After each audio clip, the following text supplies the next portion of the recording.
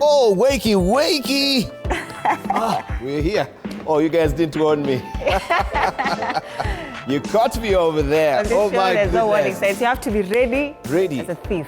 You know, you see the way they say that the coming back of Jesus Christ will be, how do they say it? Yeah, it would be like a thief in the night. A thief in the night. That's how this show So is. you'd better be actually on the lookout. Hello, good morning, and many thanks for joining us. It's another brand new day, 24th of February 2026. Wakey, wakey. You're right in time for morning cafe. How hot is your coffee this morning? So much lined up for you today.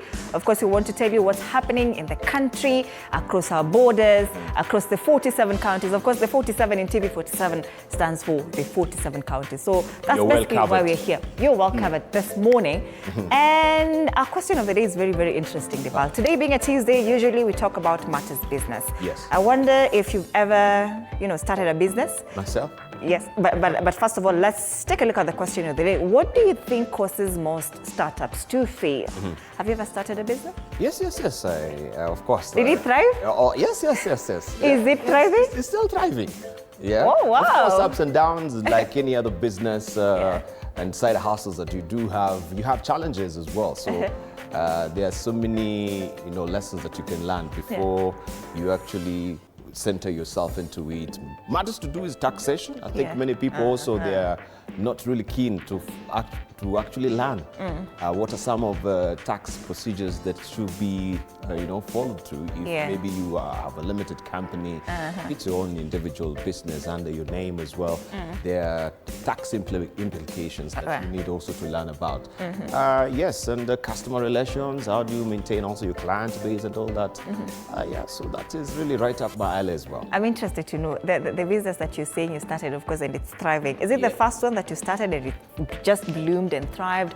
Or were there other businesses that you did and also failed at the early stages? Of course, there's some that you do and you find, okay, this is not really what I want to do. Maybe there's a lot of the same products in the market. So what is my niche? You need to find out what is your niche that is discernibly different from other products that are in the market as well. So and over the years, some hiatus, then it peaks. So there is always the highs and lows.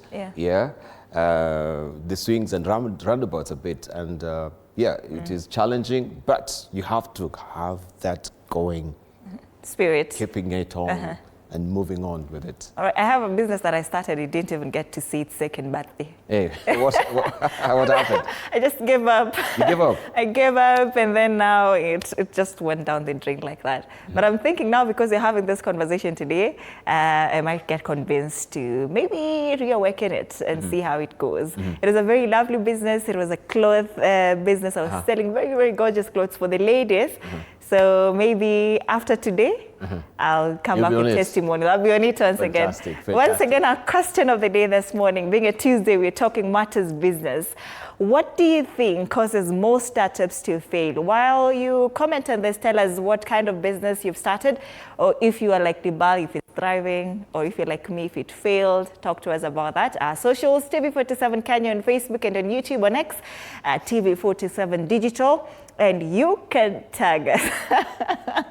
Before we proceed, our producer is telling us that her business was stolen and then it just went down the drain like that. Even eggs, customers, I think her employees were eating. All the stocks were drained. Theft can be also another disadvantage. That's a very funny story. Aside from capital, you can have all your capital taken from, the bank, come and stock your shop. Another day, even as we're going to the elections as well, you never know. The protest will happen, they'll raid in, and many challenges, some foreseeable, some you can't. All right, so that's the conversation we'll be having all starting 8 a.m. This morning, we are focusing on state of the nation. Before that, let's come back and take a look at the state of the weather.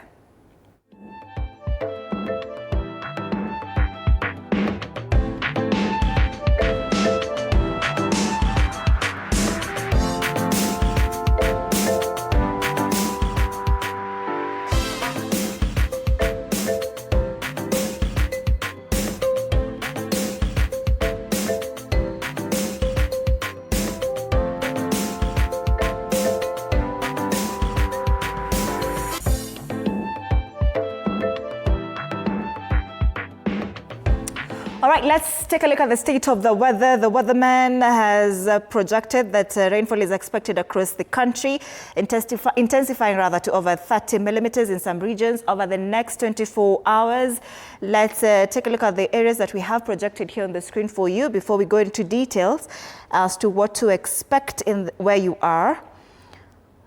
In Makueni, it's raining this morning and it's 19 degrees, highs of 28 degrees expected today. Migori, it's a cloudy day and this morning it's 15 degrees.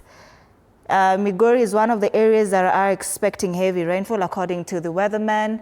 It's cloudy day there. Taita Taveta, it's mostly raining this morning and it's 21 degrees as we speak. Highs of 31 degrees expected in Taita Taveta. Kericho, it's raining as well. This morning is 13 degrees. Highs of 22 degrees expected. Embu is also raining, 17 degrees this morning. Highs of 23 degrees expected in Embu. And Bungoma, 16 degrees this morning. It's raining as well. Highs of 24 degrees expected today. Now, the Kenya Met has projected that the counties of Kakamega, Vihiga, Busia, Bungoma, Kisumu, Kisii, Nyamira, Migori, Siaya, Homa Bay, Kericho, among others, are all expected to experience showers and thunderstorms over a few places tonight, today being a Tuesday.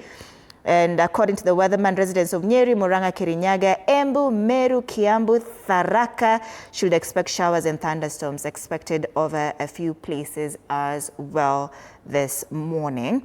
Let's come back and now take a look at the quote of the day.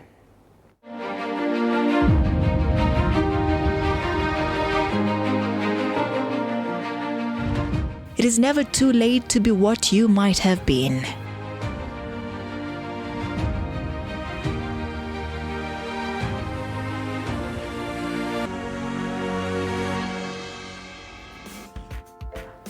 All right, let's come back and take a look at the local dailies.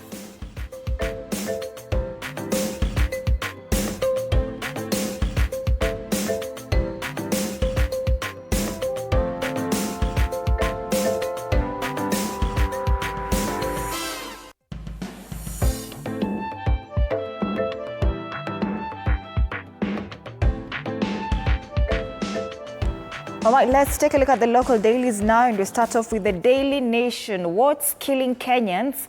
And that's the main story on the front page of the Daily Nation this morning. They call it an unhealthy mix inside the diseases and system failures driving preventable deaths. Kenya's 2025 population situation analysis report, a comprehensive assessment of the nation's health and demographic landscape, paints a troubling picture. Kenyans are living longer with life expectancy climbing to nearly 67 years, but the journey to old age is increasingly plagued by preventable diseases. Now, chronic illnesses now account for 40% of all deaths in the country, and the health system is stretched with scarce resources. That's the main story right here on the front page of the Daily Nation this morning. It says when old killers meet new ones and they give a percentage of deaths from infectious diseases versus the percentage of deaths from non-communicable diseases, that is NCDs. So NCDs, including heart disease, diabetes, cancer, and mental health conditions, now account for nearly 40% of all deaths in the country, while infectious diseases like malaria, TB, and HIV also continue to take a toll on families. To plug the shortage of medics every year, the country needs to add about 3,800 doctors and 20,000 nurses. This newspaper says that with a population of 48 million, Kenya requires 37,392 doctors in total. The current figure stands at 4,272. It also says that 281,472 nurses are expected in the country, but we only have 48,672. That's a very big difference, right? It is. 281,472, and we can only account for 48,000. That's a very, very big margin. So they say we need 20,000 nurses in order to save the health sector and also to save the country. Other quick headlines here on the front page. Matters politics also mentioned here on the front page. Opposition steps up pressure on Kenya Kwanza in Gusii tour. The united opposition leaders swept through Bomet, Gusii and Nyamira counties yesterday, telling President Ruto to read the warning signs that his time in the presidency was up. Now, party chiefs Rigathi Gachagua, Kalonzo Musyoka, Eugene Wamalwa and Fred Matiang'i asked Rift Valley and Nyanza residents to back their course. That's a story on page 4. Appeal for surplus maize for North Rift to feed starving Kenyans. And the Kenya Red Cross Society has asked farmers in Uasin Gishu and Trans Nzoia counties to donate surplus maize to famine-stricken Kenyans. The aid agency has offered to transport and distribute the relief aid. And Wamatangi appears before Senate despite governor's defiance. It's a story on page 6. It says that he's the third county boss to break ranks with the Council of Governors over appearance before Senate watchdog committees. These are the stories given prominence on the front page of the Daily Nation this morning. At the inside pages, there's a story on page 3, talks about patients suffer as War Memorial Hospital doors remain shut. Court orders directing the reopening of the facility have gone unheeded by the county and hospital management. On the back page, baptism by fire for Tuskers French coach Julien Met. Is it Meti or Met? It says FKF Premier League Gor Mahia lead standings after 21 rounds of matches. That's the Daily Nation this morning. All right, let's pick up the Standard, fresh off the press, of course. The headlining story is all about the shameless CSs. It's talking about the mining CS Hassan Joho and his energy counterpart Opio Ndai in action at ODM rallies over the weekend. Will have easily been mistaken for ODM youth wingers. That was 2 days after Treasurers John Mbadi hosted Luo elders at the ministry's boardroom and discussed ODM affairs. They aren't alone. Some of his administrators or administration's CSs consistently flawed section of the Leadership and Integrity Act on political neutrality, exploit a thin line between publicizing government policies and hot politics, and end up turning the spirit of the law into a joke. And you have their faces spread over there on the front page of a bold paper today. And you remember, this remains to be a very contentious issue. People have been raising these questions, and we've seen some of the CSs coming to defend this, especially with the passing of a conflict of interest act as it is right now, that yes, they can actually go and politicize. But is this a floating of the Leadership and Integrity Act as we know it before? People have been raising accusatory fingers on some of his leaders of, brazenly floating this particular section of the Constitution. So there's a bit of debate and fog hanging around this issue. And we know also the Law Society of Kenya had moved to the courts together with Babu Owino to challenge this particular eventuality that has been, in the public domain so far, where we have CSs politicizing. That the positions they are holding is supposed to be very, very, should I say, on an even keel, because you're serving the public. We don't want to see you leaning on one side. That one sort of really compromises your position, you as a leader. So I think that's a big issue. Still on the front page of the Standard, United Opposition storms Gusii land.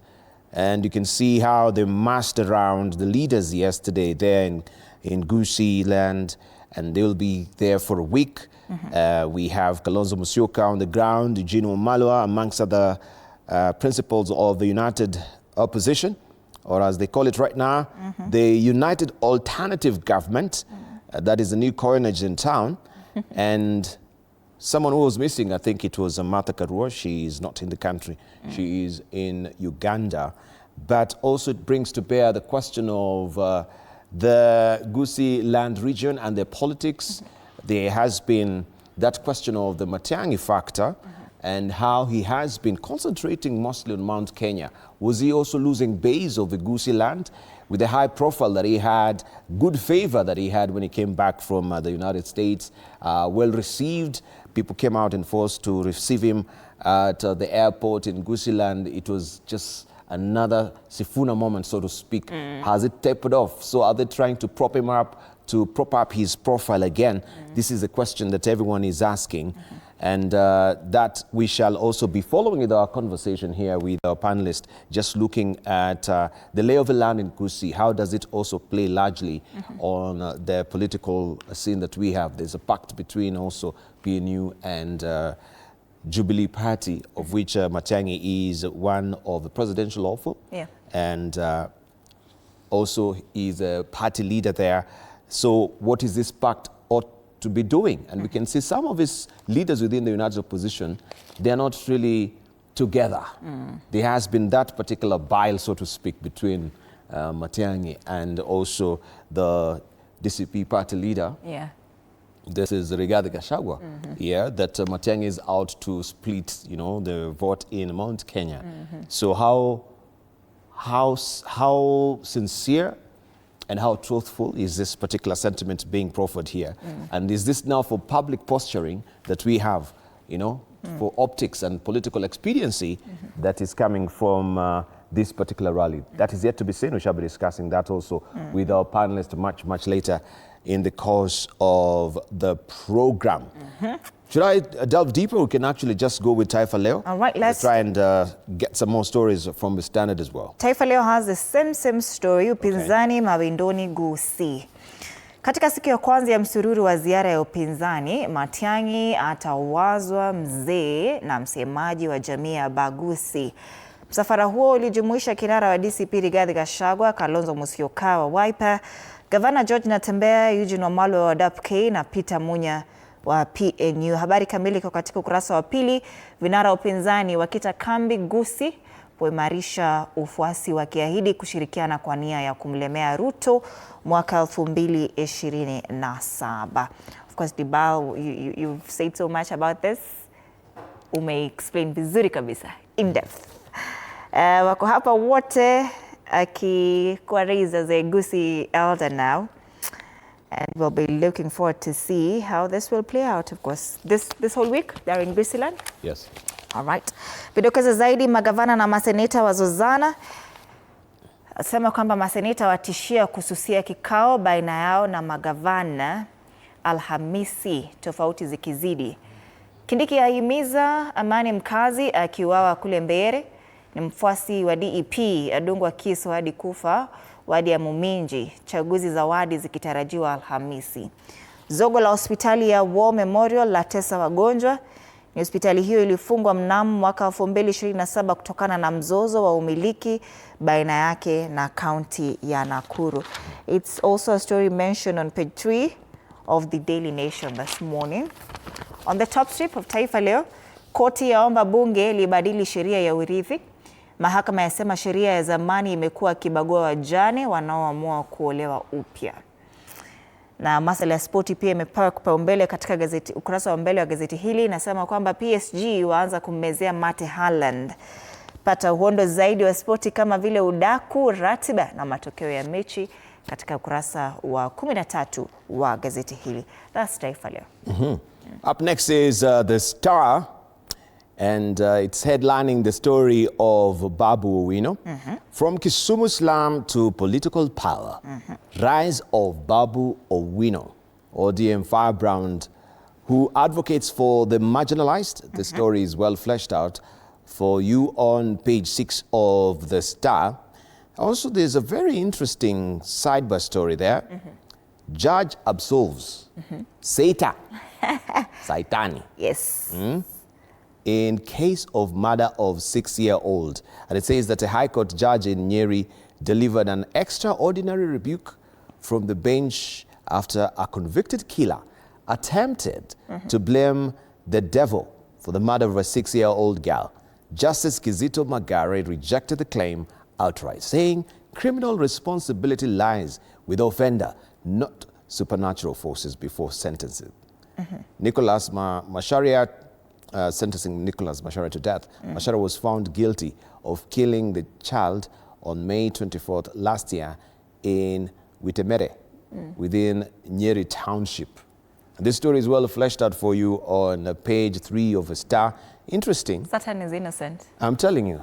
You know, even I remember someone was saying, giving a story about Satan found, sitting on the pavement one day crying. So somebody was so sympathetic of a Satan. He went and asked him, why are you crying? He said, these people of the world are accusing me of everything. So he has been absolved. Yeah? Everything. Now we always point, by the way, if you look at all these murder tapes, stories, everyone is saying, I don't know what really happened to me. I was overwhelmed with some otherworldly powers. I think Satan is to blame. So this was the case as well. That is on page 3. Also, medics probe 2 infection cases after anti-HIV shot. That is a story that you want to follow inside the Star, I should say. And remember, today is a free publication for you. It comes in handy with the MyGov for government tenders and job opportunities, right? All tucked away inside the publication. Rigged system. Ethnic groups running top state jobs. They're all listed here. Let me just try and see what it says here. So if you look at, try and zoom in a bit. The numbers are all there. Principal secretaries, 53 posts. We have CEOs, 248 posts. If we may just look at it. Numbers per category. I need just to scroll and give you the numbers because it's in a circular way. It has Kalenjin. When you're talking at, if my director may just put it up so that we may go together. We have principal secretaries, 53 posts. So they've put now the tribes. Kalenjin, we have 12. We have Kikuyu at 8. We have Meru at 6. We have Luo at 5. We have Somali at, that is the principal secretaries of the 53 posts, who are making up that particular figure. We have also the CEOs and VCs. We have 248 posts. Kikuyu are leading at 53, and we have Kalenjin at 44, Luya at 30, Luo 24, Gusii 18, Kamba 18. When it comes to constitutional commissions, we have 44 posts there. Leading there is Kalenjin at 7, Kikuyu followed by 6, Luya 6, Luo 5, Borana 2, Gabra 2, and we have Swahili. State corporation boards, that is 1,936 posts. We have Kikuyu leading at 445. Wow. Followed by Kalenjin, 316. We have Luo 207, Luya 197. We have Kamba 141. We have 124. That is from the Gusii land. So this is from the Public Service Commission of Kenya. And when you're talking about the face of Kenya, this is what people are questioning. Why the shareholder principle is still holding. People will question that. And I think that also needs to be looked at. All right, People Daily, disruptor effect reshaping Kenya's 2027 political landscape. They call it Sisi Diosifuna. Rise of youthful ideological formation, of course, being a headache, not only for Ruto, but also for the Oburu Odinga camp. And the, what do they call themselves? United, what opposition? There's a new name. Alternative Government. United Alternative Government. Yes. Of course, the Sisi Diosifuna, disruptor effect reshaping Kenya's 2027 political landscape. That's the story on page 4 of the People Daily today. Inside Prisons Department land scandal is a story on page 5. How land owned by correctional facilities has been lost to grabbers. This is according to a report by Auditor General Narcis Gathungu, who has raised concerns over status of land owned by State Department for, they call it penitentiary. Is it penitentiary? Yes, penitentiary services. There's a story on page 6, talks about cabinet secretaries and politics. Why does executive fail neutrality test? We talked about it on the Standard as well. It's a story on page 6 of the People Daily. Just a quick look at the Business Daily this morning. Eurobond buyback, debt cost taxpayers about 7.3 billion shillings. That's the main story there on the front page of the Business Daily this morning. If you can just take a look at it, Dibal. Yes, and it says that Kenya offers 4.1 billion shillings discount for Friday debt sales. Investors get 3.2 billion shillings premium for early return of bonds. And it says, just to read a snippet of it, taxpayers have incurred a cost of 7.3 billion shillings as an incentive offered to investors for early buyback of 2 existing Eurobonds and issuance of longer-term replacement bonds to fund it. The incentives are a price discount to investors who bought the country's $2.25 billion, that is 290.3 billion shillings bond last week, and a premium offered in a buyback $500 million from owners of the debt. The rest of the story is tucked away on page 2 of the Business Daily. Also, state take on Uber, Bolt within JKIA tax hailing up. This is a story that you want to follow inside the Business Daily as well. And it says that Kenya Airports manager is set to deploy an on-branded taxi hailing app for Jomo Kenyatta International Airport, eyeing a share of the local passenger traffic dominated by Uber and Bolt. The Kenya Airports Authority has advertised tenders from technology firms to design, develop and manage a mobile and web-based tax dispatch platform for licensed airport taxis under public-private partnership model. The Kenya or KAA branded mobile app targets phasing out drivers operating yellow taxi cabs. Well, this could be for security reasons. I don't know why they're actually taking up this initiative. But when you see this, you need maybe to just plumb deep and find all the details and what is really prompting this idea. This is inside the Business Daily. You can follow the story on page 2 of the Business Daily.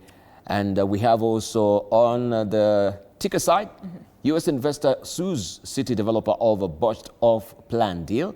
An American investor has sued a Nairobi property developer over 225 million shillings off-plan deal, alleging unfair termination after paying for 7 units. Netbank guaranteed control, 51.17% stake in NCBA. That is in a story you can follow inside the Business Daily as well. And investor Max adopts strategic patience, cultivate local partnerships, and remain flexible in their approach. That is a story that you want to follow inside the Business Daily this morning. Make sure you get all the wiser as far as biashara is concerned. All right, let's take a look at what cartoonists are saying this morning. The Star, that handover from Faith Odhiambo to Senior Counsel Charles Kanjama is what's given prominence on the caricature today. Yesterday, Charles Kanjama received his certificate from the IEBC.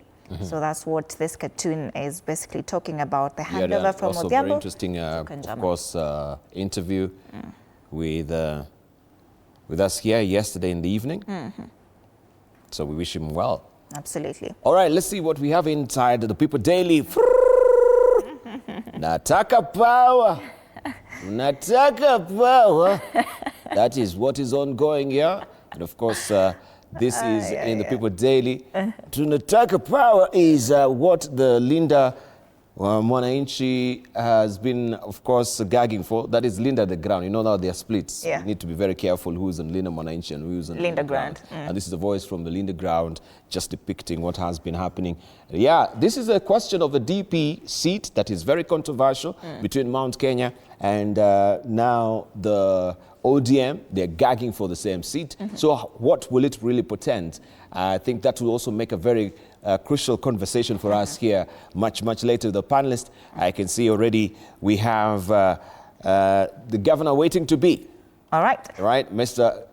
Gusii as well. All right, the cartoon on the Standard talks about how Kenyans are taken to Russia and then they die there, the Ukraine war. The president is here, says, welcome to Russia, we have a job for you. But the job, of course, ends up in a coffin. And finally, the cartoon on the Daily Nation, power politics. Sifuna, Babu, Orengo, too much power. Now Uburu is trying, of course, to just hold them. Washiko wasiende mbali with that. Let's take a quick look at the regional dailies now. The New Vision talks about man arrested with 261 pass. Is it the same? Dibal, you can... Right.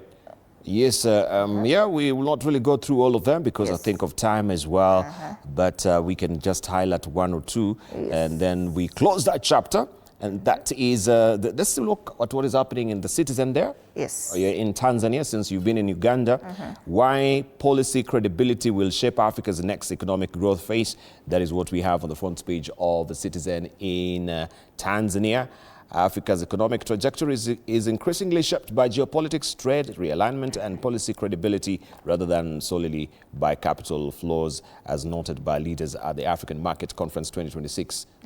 You have Mwananchi with you? All right. Gazeti la Mwananchi talks about maswali tata, mkutano ulimng'oa Lipumba. Ni mchakato wa uchaguzi tu wa mwenyekiti wa CUF na viongozi wengine. Sintofahamu yaibuka, utekelezaji wa maelekezo ya ofisi ya msajili wa vyama vya siasa yenyewe ya jibu. That's the main story on the front page of Gazeti la Mwananchi. Let's come back and take a look at the traffic situation in Nairobi this morning. We go.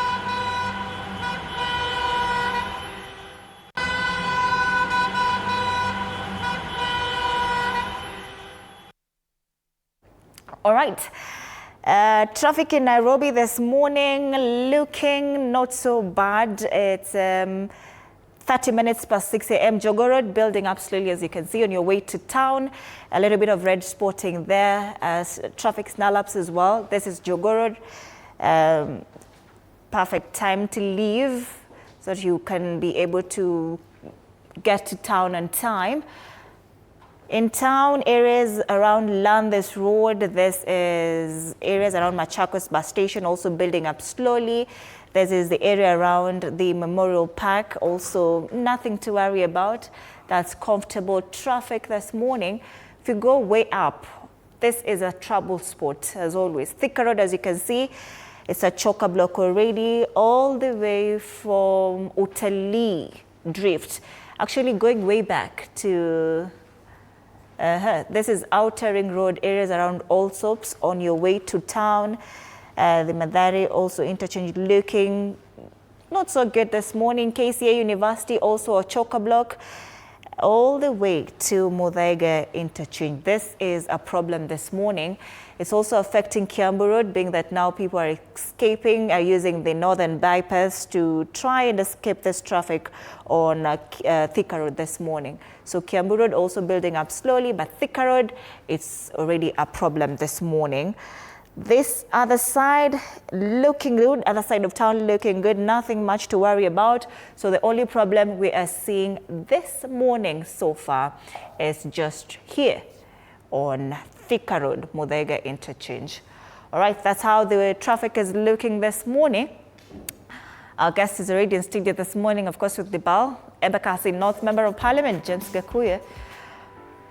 Good morning, Mheshimiwa. Good morning to you. You ready for us? I'm ready. Good to see you. Thank you. Yes, and yeah, James Gakuya is here. Member of Parliament, Embakasi North will be, of course, discussing a raft of issues as far as the fastest quest for the presidential, that is gubernatorial seat is concerned. We shall be looking at the presidential quest that we have also within the Mount Kenya region. The deputy president issue is such a catnip issue that should be delved on. And even as he is here, we're eagerly waiting for Sabina Chege to be joining us, and also Joshua Kipto, who's an advocate of the High Court. Nominated MP is Sabina Chege. We take a short break right now. When we circle back, we delve deeper and, of course, talk about matters politics. Absolutely.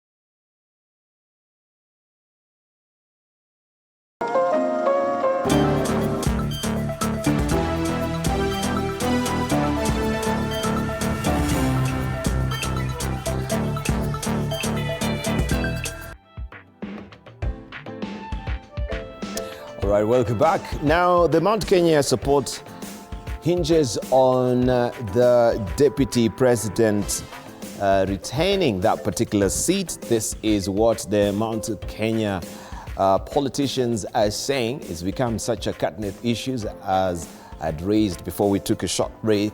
And on the other hand, we have ODM also insisting on this particular seat. You saw a very interesting editorial cartoon there from the People Daily. And we saw, yes, the deputy president seat is being, of course, hanged in the air. It is up for grabs. So what does it really portend on supporting and support that comes from Mount Kenya, the support that comes also from ODM? Let's just listen in to what the sentiments were over the weekend regarding this particular catnip issue. Non-functional following ODM's exit. And those who want to know how to oppose, they should come to us. We are going to teach them. But this time around, we are going to make sure that we are in power. Ati nimesikia kuna watu wameleta wasiwasi huku. Ati wanasema iko maneno ya wasiwasi huku. Nyinyi nawauliza, si mnajua hii serikali, mimi ndio namba 2 kwa hiyo serikali? Ni kweli si kweli? Ni kweli si kweli? Sasa nauliza, hao watu wanaongea kama utukunya na rukunyota mbakia nyoro. Mimi nataka niseme hivi watu wetu. Mimi nataka kuwaambia mrelax. Mimi nataka kuwaambia mfanye nini? Mfanye nini? Na musiletewe wasiwasi na mambo madogo. Yale watu wanaongea, watu wa siasa. Mimi ndio deputy president wa Kenya. Huyu Kasongo tumemweka kwa kona. Sasa na watu yake, watu ya Kenya Kwanza na watu ya ODM wanataka kubadilisha narrative. Wanataka kututoa kwa mambo ya Kasongo na vile ameharibu Kenya. Ati tuanze kuongea mambo ya Kindiki na watu ya ODM. Sisi hatuwezi toka hapo. Mimi nataka kuambia watu ya upinzani, msiangukie hiyo mtego. Kasongo ameongea na watu ya ODM na wale ya UDA. Amewaambia waanze debate ati nani atakuwa deputy president. Hiyo ni mambo ya ujinga. Sisi hatuna haja na mambo ya deputy president. Tunataka kupeleka Kasongo nyumbani, aende nyumbani. Hiyo wabunge ya Mlima Kenya, mnasema ati mnatisha Ruto, ati akitoa soprano ati mtaenda broad base. Hakuna mtu iko kwa broad base, nyinyi peke yenu mmebaki, mkwende huko na mkwende. Harambe! Tena niwaambie nyinyi wabunge ya Mlima, you sold your soul to Kasongo. You are the slaves of William Ruto. Muliuza roho zenu na akili zenu kwa William Ruto. Hamuna nafasi ya kumwambia chochote because nyinyi ni watumwa ya William Ruto. Nyinyi watu ya Mlima, munalia ati munataka kiti ya naibu ya rais. Mulikuwa with the deputy president elected by the people, a strong man to stop Ruto from finishing Mount Kenya. Mukamtoa, mukaweka weakling, mukaweka robot, mukwende huko, muwete kabisa mukabisa. Tuka possession ina babili. Tunataka hiyo ichukuliwe. Si umesikia ODM wamekuja sana. Si ODM wamekuja sana. Si wanatemea mate hii kiti. We must divide our city, si ndio? Huyu profesa, imagine wawega. Huyu profesa watu wache kucheza na yeye. Huyu anajua kazi yake ama hajui. Wow. That is a very virulent verbalizing that has been coming from the soapbox, as you've had it from different leaders as well. But we want also to question what Rigathi Gachagua is raising and who sold the soul of Mount Kenya. Is it the people themselves, or who is he really alluding to? Because he was smack dab in the middle of making sure that Mount Kenya collectively go for the support of William Ruto. So how is he changing faces right now and speaking from the double sides of his mouth, saying now you are the people who did that? Should he be raising these accusatory fingers to the people of Mount Kenya? This is what I want to pose to Honorable Gakuya here. You've heard, this is a very contentious issue as we know it. So we see it from two different fronts. First of all, he's raising the question of this could be a reverse psychology that is being played by the UDA and ODM pact, so that we center ourselves on the issue of the deputy president and not, the leadership of William Ruto. But why would he be raising accusatory fingers and accusing the people on the ground that they are the people who sold their soul to William Ruto? Thank you very much. Allow me to salute you as well. They are watching this morning show. And coming to the issue of the deputy president, my take on this is that the former deputy president is responding to what we call diversion politics, where he's pointing a finger that the opposition aim is to defeat William Ruto in the next election. But the game here seems to have changed. And the narrative today is who is going to take the calotte of the deputy president, whether it is Nyaza or whether the deputy president will still remain in the Mount Kenya region. And what he's referring to as people selling their soul is that he's referring that he was elected as a pattern with the president, because that was the presidency. And who were the first people to draw the knife to kick him out? They are the same mountain. And that's why he's not referring to the people, but he's referring to the elected people, the elected leaders. Leaders. But they are the representative of the people. Who first took part. Because if the central leadership in Parliament and Senate resisted to sign the impeachment motion, I believe that nobody else could have, because actually in Parliament, everybody, and especially those from the ODM said, and until unless the Mount Kenya region starts from the list, it's only when they can append their signatures. And therefore I believe they are the first people to throw the stone, and they are the people who give the rest of the composition to kick Gachagua out of the power. But in case even Gachagua was evicted by the rest of the Kenyans, but was defended by his central men, then that could have shown a different face, because in the whole Republic of Kenya, we have seen battles coming out, and we have seen communities defending one of their own. But this was not the case in Gachagua's matter. And therefore what he's referring to is that today they are trying to say that actually the position is going to be taken away. And he's telling them, you are the people who costed yourself. Otherwise, this possession was yours. And it was yours, and we had a person who had a passion, but you allowed to be twisted. And therefore, you should not cry, and this is not the time to cry. That's what it's. But if things remained constant, all factors remaining constant, that there was no impeachment, and maybe we are in the pickle that we are in, who would have sold Mount Kenya? But isn't it Gachagua himself?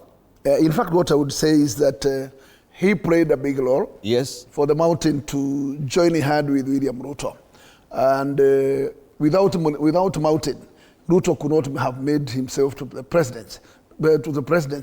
And it is Mount Kenya support that made him the president. In this case, I would say he could have, we have actually the manner in which Gachagua and Ruto's relationship during when he was in power was very jittery. And I think even to date, it couldn't have settled down.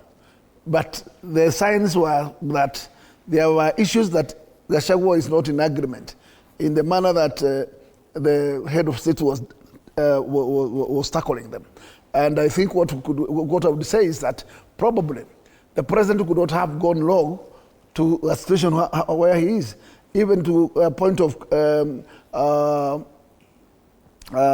killing young people, abducting young men, and also this thuggery and goonism that has been the case of the day. Those kind of bad elements probably they couldn't have occurred, but because we have seen whereas this goonism centered, it is centered in Nairobi and Central Region, and therefore would say probably if Gachagua could be still the deputy president, these kind of occasions could not have occurred.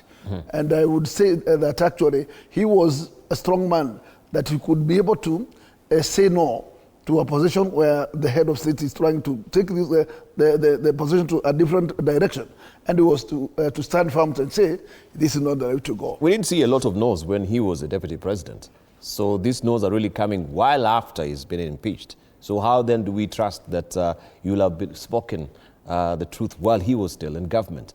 Why wasn't he the truth man then? Let us agree that, in fact, everybody has his pro, and he has his the scores. And I would say, when Gachagua was in power, there were a lot of areas that was in disagreement. And what you need today is not, you need a deputy president who is not a floor girl, who is a man of yes, yes, yes.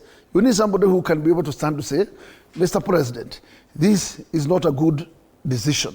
Can we go this direction, because this seems to be the right thing to do. So, but if the government seems that nobody else can say no, everybody who is in the cabinet, including the deputy president, people to sing the tune of the president, it tells that then you are lost. Because I think even the cabinet is not a business of yes, yes, yes. It's a business where you can table your facts and say, my ministry require ABCD, and this direction is not the right direction to take the ministry. But if you are there for decisions to be made from the top, then what is your business? So I would say we are having flower girls in our offices, because nobody says. Then the one who calls the shot is William Ruto every other time. And once he has a cabinet meeting, he has his agenda. And once he tables agenda, the agenda is passed and gone. So we don't require such a cabinet. But the flower girl you're talking about, constitutionally, is supposed to be giving that supportive role to the presidency, or the executive as it is right now, which is the head figure is the president. So if you are maybe not really in agreement most in times with what the president is doing, maybe you also why you are the deputy president. It is a supportive role. And other players have actually played that way from the beginning. So are you saying that they're not reading from the same script? I'm saying that, in fact, the manager is not the overall boss, because an organization cannot be an organization if it has not teamwork. I believe that, in fact, an organization can always work better when there is what we call team working, then giving other rooms to contribute. But it cannot be a man show. There is a man in Manchester, it stands. It's a one-man show. And one-man show, it means you have no choice but to stamp and defend what the president is talking about. Whether his agenda is long or whether his agenda is light, you have to support it. This is wrong. And then tell you that is not what we call democracy. Democracy is allow us to contribute. Let us give our views so that even whether there is a contrary view, we cannot fight because of that.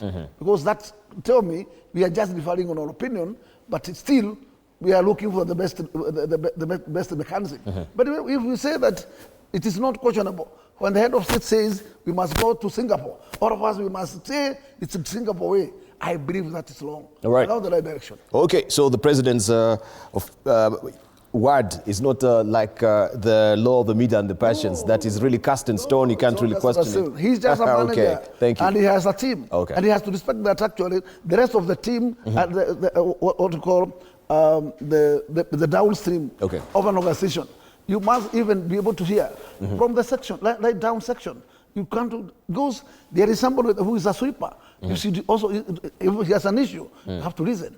Therefore, as head, you are head, but also be somebody. Fantastic. All right, let me extend a hearty welcome to you, Sapina Shege. Good to see you. It's been a while. Happy New Year. Happy New Year, all roll into one. Merry Christmas. almost also a happy Ramadan if you were, and of course Easter is coming up. Good to see you.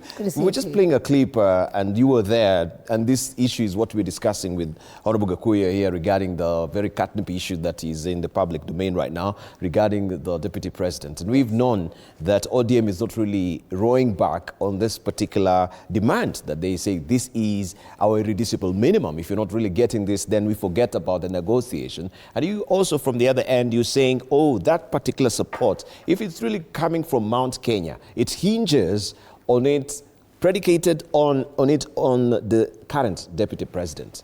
So we have divergent view here. And we have also the former Deputy President saying, you know, this is a diversionary tactics that is being played by the United Alternative Government. What is your say? My say is that ODM, they have a right to demand because, you know, we are in politics and people are negotiating. And also the people of the mountain have an opportunity also to defend their own, who is the current Deputy President. But interestingly is that this position has been made for people to believe like a Deputy President is supposed to be in competition with the President. And that is not the position. If we look across Africa, I don't know how many Deputy Presidents you can name from other countries. Actually, if you go to even to the US, who is the deputy of Trump, you know, the presidency, there's an individual who is there, and that doesn't mean that that person is a dictator or that person is a lone ranger, but that is the position of the presidency, and we don't have co-presidents. To elevate the prominence of a seat itself. Exactly. That you're not also a towering figure that is fighting for that's that. what I'm saying. A deputy president should be a helper, a person who assists the president in his work. Yes. And so the way the former deputy president has depicted the positions, like you are supposed to be there to compete with the president or to tell him do's and don'ts, I don't think that's the position. And the big question actually people ask themselves when we see the former deputy president speak, and maybe I can ask Honorable Gakuya, please do. What had they seen then when they were forming UDA, when there was a lot of opposition? People had refused Honorable Gachagua to be the deputy president, and they were in favor of Kindiki. And I think what has happened is that with the current deputy president, he has proved himself that he's a worker. He can be able to go out. He's able to master what the government is doing. He's actually doing the right work now of the deputy president, where he's able to articulate issues about the governance, about what the government is able to do, or what the government is doing with its people. So we cannot now say the way Honorable Gachagua is trying to say that if I were here, I would have done this and this. I would have told the president no. That is not the role of a deputy president. So he is supposed to be a helper of the presidency or of the presidents. And so what the Mount Kenya, they are saying, we gave His Excellency the President William Ruto many votes. And so with that, we feel that that position of the deputy president, even in the future, it should not leave the mountain. And so it is for us to defend. It is for us also to make sure that come 2027, we are also able to mobilize and get enough votes for William Ruto, because at that position, he'll be looking at a person who can complement, a person who can also be able to bring more votes. And what are the ODM saying? We are willing to come with our basket, we are willing to come with our people, and so we also feel like we might be the people to bring numbers more than the mountain, and so we deserve the position. And it's a healthy discussion. This is politics, and everybody is entitled, the position of a deputy president is not a preserve, might be to a certain region, but what do you bring on the table? The mountain says we actually even got the position of a leader majority because we brought the majority of votes in Kenya in last election.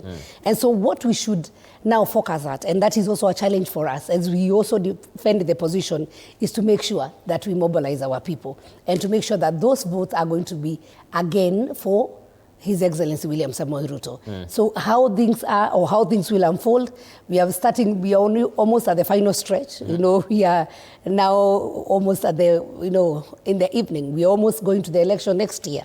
So it's for us to position ourselves. It's for us to ask, why are our people not happy? What are they lacking? Maybe what are those promises that were given that have not been able to be achieved or delivered? And what can we do between now and August this year, because by August this year we'll be remaining with only 1 year. And so I am a member of parliament. We have And all experiment. Now we are passing the supplementary budget. We are not doing the final BPS, which also is like the final, really, for the government to perform or be able to achieve. Then we should be looking and coming in the budget and saying, so which areas do we need now to cover? And I think that's the healthy discussion which we should be having now as a nation, and especially for people who are in leadership. Yes. All right, so he thinks that this is a diversionary tactics that is coming from the government and the ODM, so that we may not really paint the president in a bad picture that has been the narrative all through. I'll say he's entitled to his opinion, because everybody, that's his own opinion, but you can't stop people from having a discussion. We can also say when they are going out, they are trying to divert people from seeing the achievements that this government has already, done, and so they focus on the things might be that the government has not managed to do. Interestingly, not looking also at the things that the government has also managed to do, and also criticizing. You hear people saying SHA is not working, and we have many testimonies that SHA is working. So if it didn't work for one person, if then there are a few things that we need now to make sure that the things that were not working for SHA, then we can be able to improve. That is the kind of discussion we'll be looking at. So 1 year down the line, what are the, we'll say, the achievement of SHA, what are the challenges, and how are we supposed to do so that we make sure that SHA works for people, because it was meant for the person who cannot even manage to have their own insurance. So that's the kind of a conversation we should have as a nation. But every day, if you wake up, even if you're married and you have a wife, that from morning to evening, there's nothing positive she sees in you. She criticizes from how are you looking today, the suit you're wearing, your voice today is not even nice. Is not nice. You're not even looking at me nicely. If you go in, then there's a lot of negativity. Yes. Then the same negative energy goes to the people. That's why you find people are frustrated. You get into a matatu, somebody is abusing you. You get to the road, somebody crosses you, they're abusing you. You get a nation that people are angry. And then you actually ask people, why are you angry? They can't even say, because there's a lot of negativity. And I think as Kenyans, and I hope this year we can be able to change that. Because you go to church, you find the pastor where you're supposed to go and have hope. He's the first one to say Kasongo, he's the first one to say the negative things. And I thought the role of the church was to give hope. So Kenyans are feeling actually fatigued by this narrative. There's a lot. You listen to the media, maybe you open from the station from morning to evening, there are the stories of killings, the stories of their fires, the stories of hopelessness. You want to tell me there's no positive story that can be aired? So I think all of us, it's not just about the politicians, because yes, as a politician, the media sets the agenda, but you also tap a lot of the agenda from us as a politician. So I think we need to start changing the narrative and start looking at a cup, not as a half empty, but as half full. Right. And I think there's something nice that is happening. I'm happy to see my brother here looking nice with a nice shirt, And fresh and happy. And a very nice cap too, so a nice hat. All right. So let's start looking at the positive side of life. Indeed. It's ticking up to 7 o'clock. We need to take our station break. But when we circled back, you mentioned something that I think needs also to be broadened for us to understand. When you mentioned that even from the beginning, it was not the preferential person they wanted in Rigathi Gachagua. He was not the favorite, but it was someone else. You'll tell us what really happened. Was there a discernment that was, perceived then that is now coming to bear and show up the fruit? And is it just the only person because you don't have any other option? If he was not preferred from the beginning, why now? Is he how is the devil of yesterday become the angel of today, right? And we want to take a short break right now. When we circle back, of course, we plumb deeper into these questions that are coming up.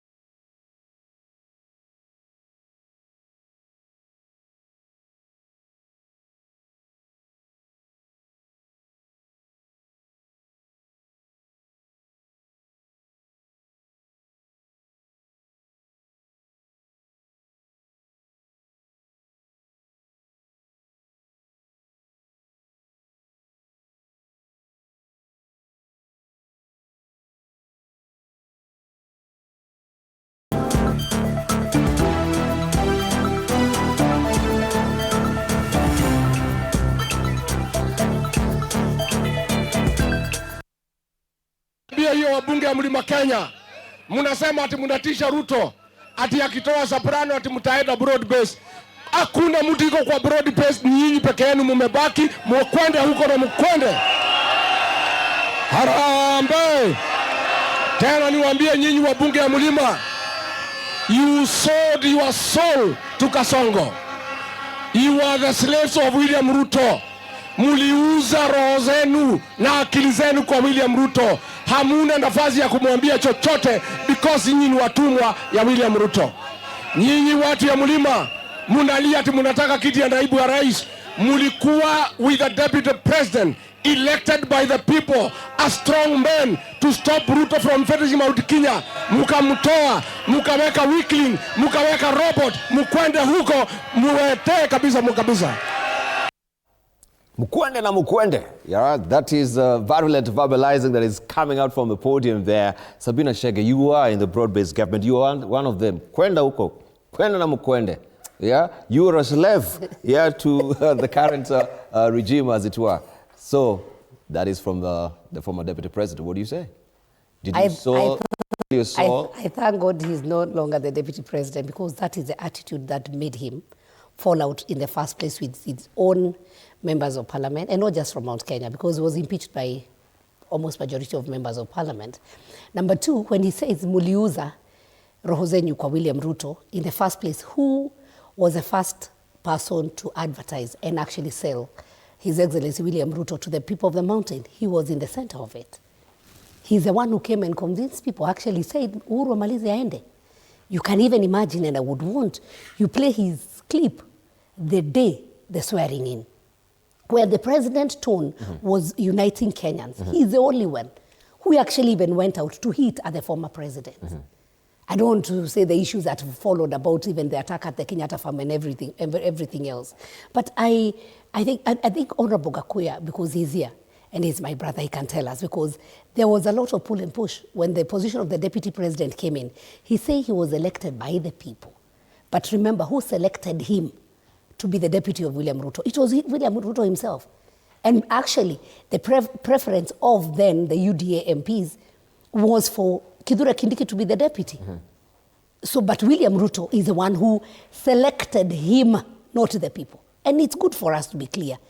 So William Ruto, by the time he also said he wants Kindiki to be his deputy, he had the right to do so, because it was him who had selected him. But then, if you are supposed to be my helper, you're supposed to be my co-worker, tell me where on earth. So what were the dynamics around this election? Was the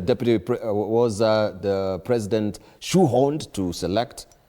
Gakuya was there. Gakuya was it was. I hear it was a whole night. The following day, it was a pull and push. He's the one who can give us the dossier. There was a fistcuff. Right?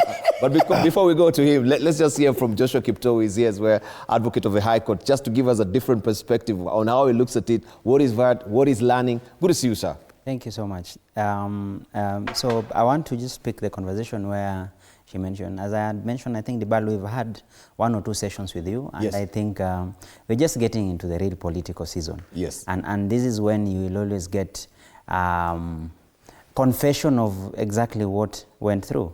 You know, in politics, as at the time an event is happening, very much of it is always kept under wraps.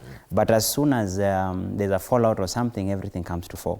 And I think for this case, for the former deputy president, I think he's the one who's triggered this conversation, because he did an interview 1 week ago in Kalenjin radio stations, vernacular stations, and he even played audio with about conversations, for example, with MP Oscar Sudi and the rest.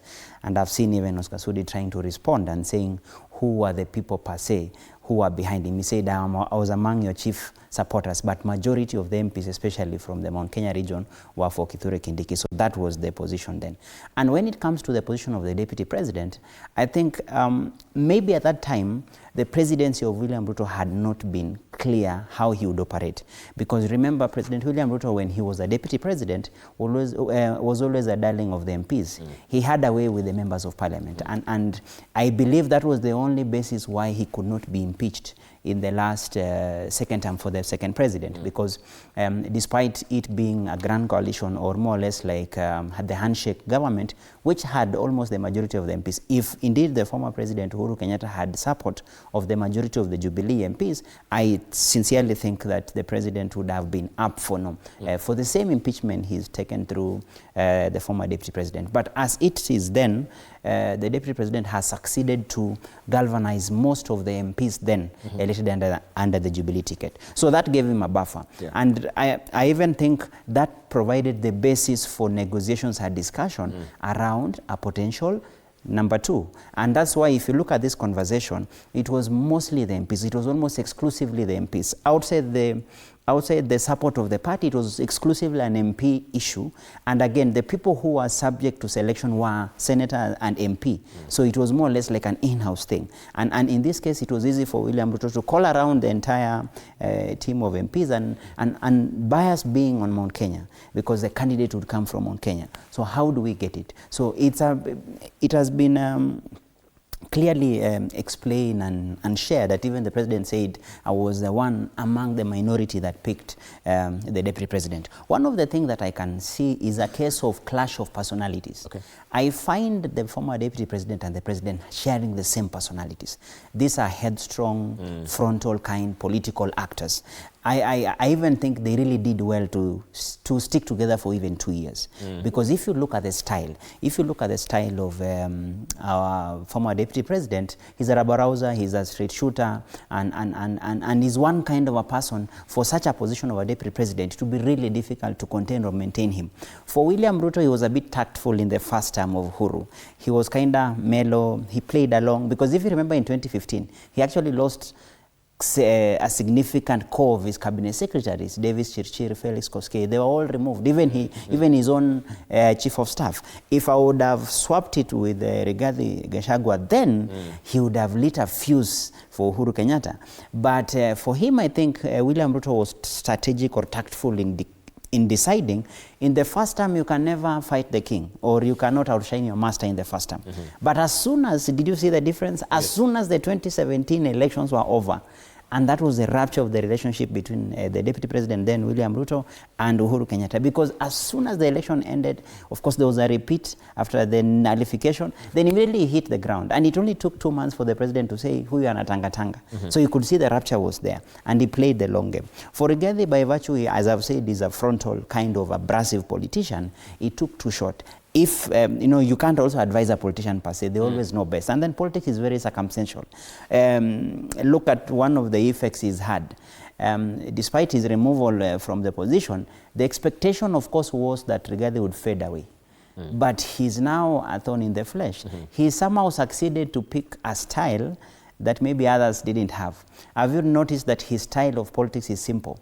Always be the person to give the true account, or he's put himself into a position of saying, I'm the one who can tell you the truth about this regime. And somehow he's captured an audience per se. Though the audience is going down, but it has succeeded to keep him relevant for some time. Secondly, he has succeeded to completely throw any other pretender to the throne as to an influential person in Mount Kenya. I think the former president Uhuru Kenyatta, I don't think anyone comes closer to the former deputy president on matters Mount Kenya. And that's why you see he has almost the arrogance to tell off, for example, the MPs aligned to government, because he knows. And I think the only difference, which I think I should throw a caution in, there is a rupture also of our political culture. I think Mount Kenya is the first to go. Gusii has been there before, whereby you don't have a kingpin per se. You don't have a person who can wake up and dictate and say, vote for so-and-so, and that is like their word is the law. I feel that era is coming to an end. And Rigathi will be unlucky not to be that person, because I don't think Mount Kenya is in a space whereby one individual will dictate which MP to come. However, Rigathi is almost at par with the sentiments of the region, which is still anti-government. Somehow, if there is one chunk of the vote that the government seems to be struggling to hold back, is Mount Kenya. But it doesn't mean he will have the ability to dictate up to the MCA level who becomes the MP. That, I think, era is coming to an end. Uhuru was the last for Mount Kenya. William Ruto Kalonzo Musyoka represent that last of that class. Once Raila passed on, I feel it was an end to an era of one person who dictated. If you remember Raila, he had the ability to go to Luo Nyanza. You lose a nomination. He denies the winner a ticket and endorses the winner. In 2 weeks, everything is forgotten and that person is elected. William Ruto has that ability if he comes to Rift Valley, for example, and points at you for election. Although Rift may push back a bit, but it can work. I come from a county where in 2022, the independents, 4 out of 6 would have swept the seats. Alfred Keter won in the nominations, but was denied in the ticket after fallout with the party. But thanks to the power of now the party leader, who has a stranglehold of a place, he could turn it around. Rigathi will not get there. He will be influential. His party will scope seats because his party tries to place to the sentiments of the people, which is mostly anti-government. So that works for his party, but he cannot dictate. Thank you. So that the best for him would be get good candidates. Then don't rule out government completely. They can scrap off. If they get 30-40%, that is good. Right, thank you. Thank you. Hang on, Mr. Gakuya, we just want to also get reactions from the feedback that we had, and Anne Odida is standing by just to give us some of the feedback that we have on social media as we continue past with the conversation. All right, Dibal, let's see what the people are saying this morning with regard to the conversation you're having, the politics of deputy presidency. Dixon Fuinde says he has no say, that I agree, but he would rather stay there for perception purposes. Ruto just went Mount Kenya to divide, and that way he will have achieved what he wants. Follow Ruku sentiments nowadays. That's Ruto plan talking. Dan Onyango says, can everybody remember when Moi was going home, how he traded with deputy post until it was given to Musalia? That's Dan. Sam Mundia says, Ruto cannot take that risk. He would rather sacrifice ODM and face Nyanza personally with UDA than letting Mount Kenya vote as a bloc. Letting Kindiki off Mount Kenya East may have nothing of interest in UDA and come back home. All right, this is the last one that we have as of now, but I would love to pose a question to, of course, Member of Parliament Sabina Chege. Do you think President William Ruto will need the Mount Kenya region next year come 2027 general election with everything that's playing out in the political scene? Yes, I do. And I think the president will not do without Mount Kenya. And if there is a block or a region that he will focus, and I'm thinking from coming next month, you'll see maybe every month he might do 2 or 3 visits. If you compare how he was before, when he was the deputy president, you know, at a point people asked, whether there's no other church that he can go to. He had a church meeting, he had a project, he had women meeting, and he went for empowerment programs when he was a deputy president. That is how he was able to go in, master even the language, master the songs, you know, master the greetings, and he became like one of them. And I don't think at this point then the president can let go the mountain, because this is a block that actually gave him the highest percentage. They're not the only ones, but they gave a higher number of percentage. And at the same time, this is the same region that seems to have dropped, you know. And so he can't afford to lose it. He might not achieve what he got at the beginning, but at least he can capture almost 60% if he tries. But I am very sure that you will see the president visiting the mountain more. And most importantly is on the projects that maybe the people have been complaining that they have not either been completed or there were promises that were given and were not delivered. So I'm very sure this 1 year, which is like the final stretch, the president will struggle and will make sure that he finishes the project, or even the ones that he promised, make sure that he starts, so that the people of the mountain will not feel like, yes, we gave you our votes, then you let us go. And I think he will also come out clearly, because that is something that maybe the former president was not able to do. He kept on telling the people from the mountain, I'll come and tell you what happened between us. But he never came to the people. And so that is why a lot of people left the former president, because they were like, so you told us yangu kumi, yake kumi, then what happened? You see, there was a promise. But with the current, the former deputy president, we don't know what was the promise when they met with the president. So the president went and took himself to the people Unlike where you'd say that a person took him to the people, the president took himself to the people, and at the last moment, that's when he chose who is going to be his deputy.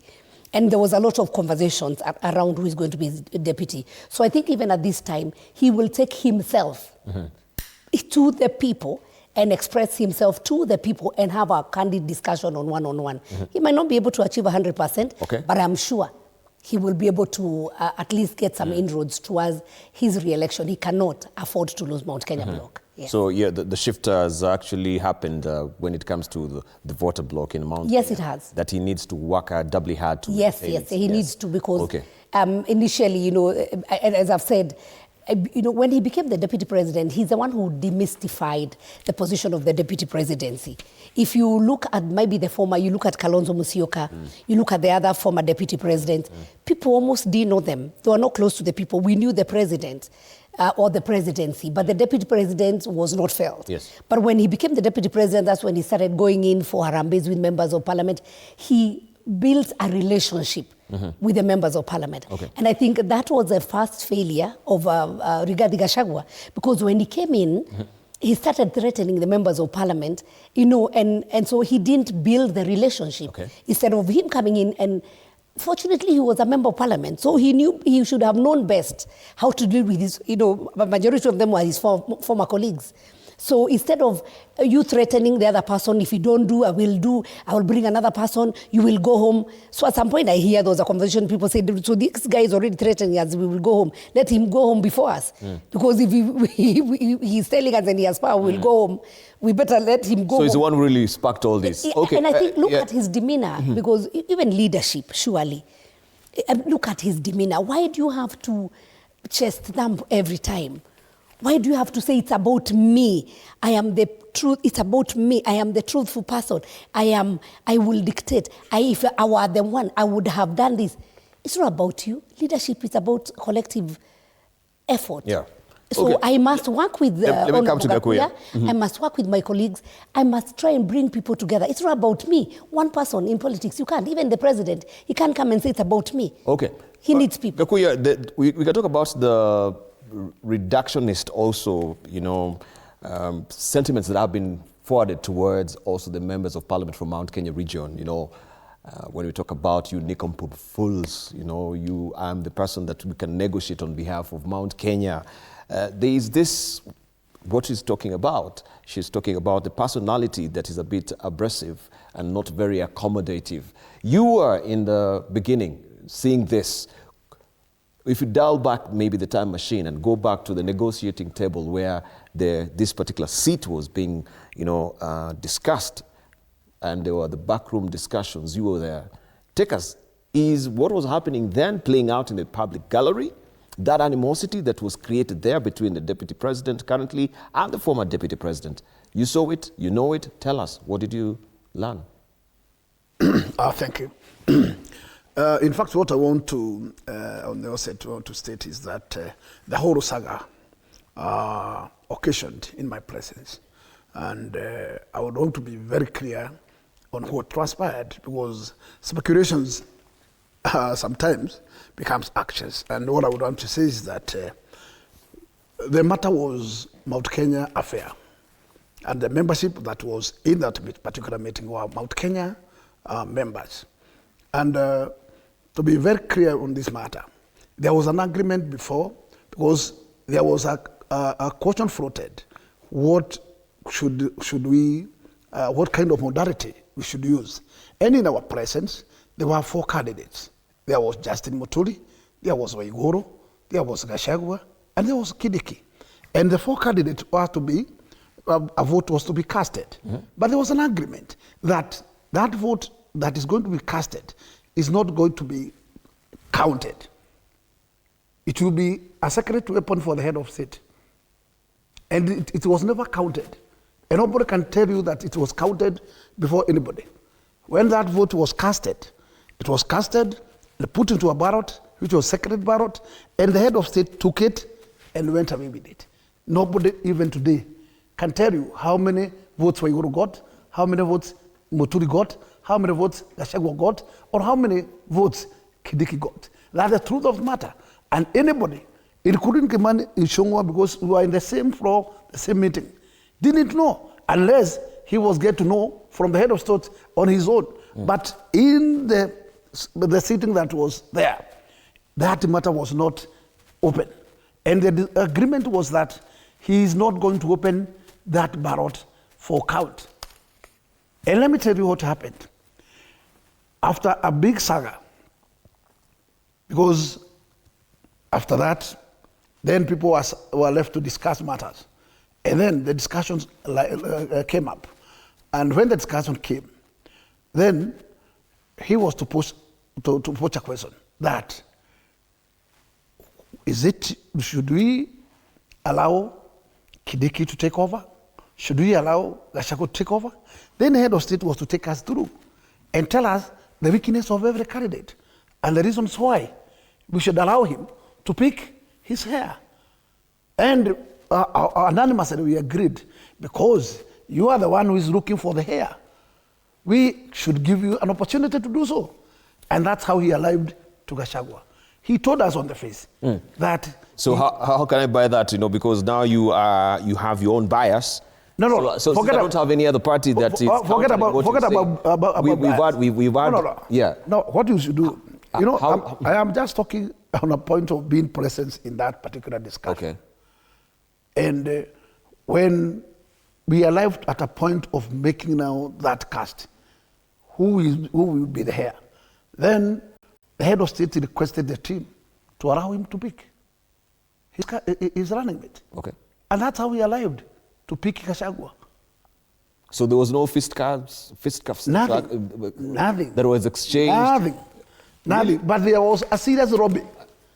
There was a serious robbing of Kindiki and Gachagua from within their supporters. So at least but at the tail end, yes, the head of state decided that he's the one who is looking for the hair. And therefore, he has a prerogative to make a point of his hair. But the sentiment is that the preferred candidate from the beginning was Kindiki. Let me tell you. From the MPs. From the MPs. Yes. Yeah, from the MPs, okay. I am telling you, the votes were casted. But I think but what I can tell you, it's only the head of state who knows. Okay. How many let's leave it at candidates that. got. Let's leave it at that. That is the point. That's the point I wanted now to emphasize. Please. So the head of state decided whom he wanted. So this narration that has been peddled, that this was the person elected by the people and Kindiki was elected by the president, then it doesn't hold in water anymore, because it is the president, and Gakuya says he was president, who decided whom he wanted to work. Yes. Okay. So the issue of I was elected by the people doesn't come in. It doesn't really fly. Because it's the president who decided whom he wants. We should all agree in one thing. How is a presidential pattern works? You move to a ballot in pattern. And therefore, once the head of state is elected, he's elected together with his running mate. All right, thank you. And that's how let's move swiftly because of time as well. Thank you. Let's hear from Joshua Kipto. You wanted just to chime in on this? No, I just wanted to say then both are correct statements, in the sense that the president dictated who his running mate is. And then if we saw the president's interview, he mentioned that he did so contrary to the popular opinion of the Mount Kenya MPs, that majority favored Kindiki, but he felt that he would work with Rigathi Gachagua. So that is true. So Rigathi Gachagua never prevailed over the president? So we can agree it was mostly the president's decision. And I'm happy Honorable Gakuya has mentioned that they let him be, which is a wise decision. Why?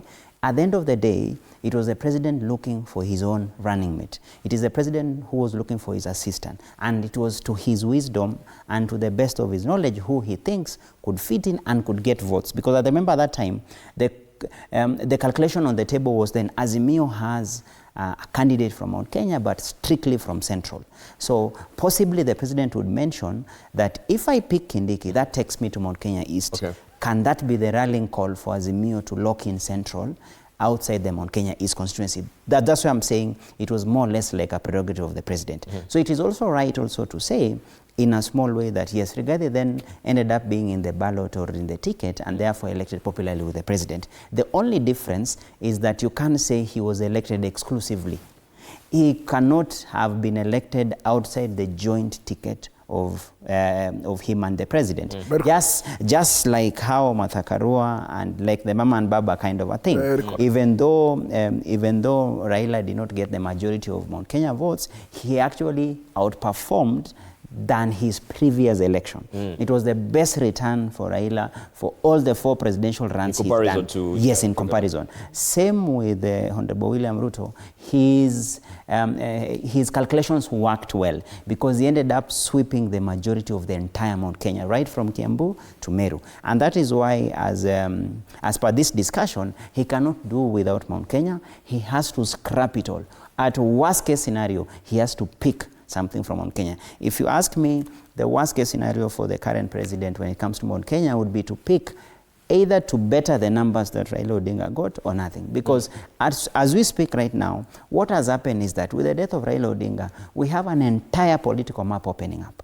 You have regions and constituencies that previously were not to be considered battle zones. Now they become battlegrounds. So you have these blocks that were hardened, loosening. So we no longer have hard blocks. Actually, if you now consider hard blocks, the hard blocks we have is mostly the Rift Valley Kalenjin divide. That remains a hard block because they have an incumbent.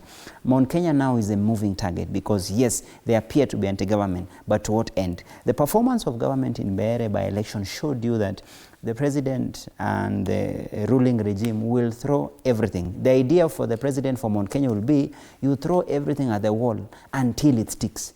Whatever will remain on the wall, so be it. He has to pick something because that was a major...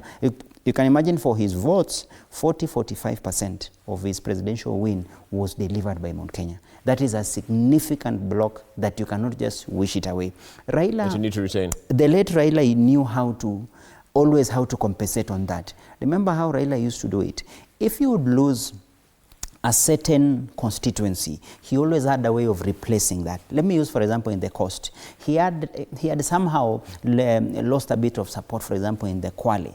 Then you would see him expanding more in the Maasai areas. You would see him expanding into Gusii, which, for example, in 2007, he didn't have. But in 2013, he increased his vote. If you look at his performance in Bungoma, for example, in 2007, it was below par. Kibaki beat him in Bungoma. But subsequently, 2013, going forward, he locked it up. So he had a way of rebalancing. Now, President William Ruto will be forced to do that because now we have a case of opening up of spaces. Like I was seeing the rally yesterday in Gusii land. Now, Gusii land is now a proper battleground. In fact, your audience might thought to do that, so we need just to play a clip that was happening yesterday in Gusii land so that we can also look deeply into it. Many dynamics are arriving from that particular rally, but even prior to that, we can see a pact that is happening between DCP, is it DCP? Yes, Jubilee and PNU, right? The new pact there, what is in the pact? And we have also Peter Munya raising the question and saying, no, we are rejecting this claim that DCP and Rigathi Gachagua is a formidable political figure right now in Mount Kenya. Let's just listen in. Inji jamii ya Gusii, mumeenda hasara kubwa hapo beleni. Mlikuwa hamwendi kwa meza ya kitaifa direct. Mlikuwa mnatumia broker huko ODM. Akipata serikali anakula peke yake, anamuacha kwa mataa. Kuanzia leo mumepata kiongozi, mutaenda kwa meza direct. Harambe! Huyu Matiang'i anatosha atoshi? Apewe asipewe? Ainuliwe asiinuliwe? Tunaomba kama viongozi mtupatie Matiang'i, twende pamoja tukatafute serikali. Naomba huyu kama atafaulu, lazima muunge mkono kutoka nyumbani, si ndio? Lazima Matiang'i apewe heshima kama kiongozi wa Gusii. Mimi nimeona vijana wanatukana Matiang'i. Nyinyi wa Gusii mwambie hiyo vijana wakome, wasitukane Matiang'i kama kiongozi wa jamii. You know, that is dramatically different from what we saw when Matiang'i really arrived in this country. Yes. And really, we had people coming out and forced to receive him at the airport. The mammoth crowd that was marching towards, the podium in Gusii. And right now we can see the deputy president, the former deputy president, trying to prop his profile again. It really speaks of a disconnect of what he has been using as a strategy, camping in Mount Kenya largely and refusing to be, or maybe electing not to be, in his home ground. Matiang'i is basically not a politician. He's not a politician. Or we can say he's not been raised, hajalelewa kwa siasa. That's how they put it, in the sense that he doesn't live, breathe politics. Like, for example, our two other co-panelists, Sabina Chege and Bazenga, all of them, for them, they'll wake up, they can smell opportunity. So, and that becomes a problem for him, because when he came around, I think he was carried away with the reception. And if you saw even the Gusii MPs that rallied around him, they gave him a platform to bolt out and start strong from home.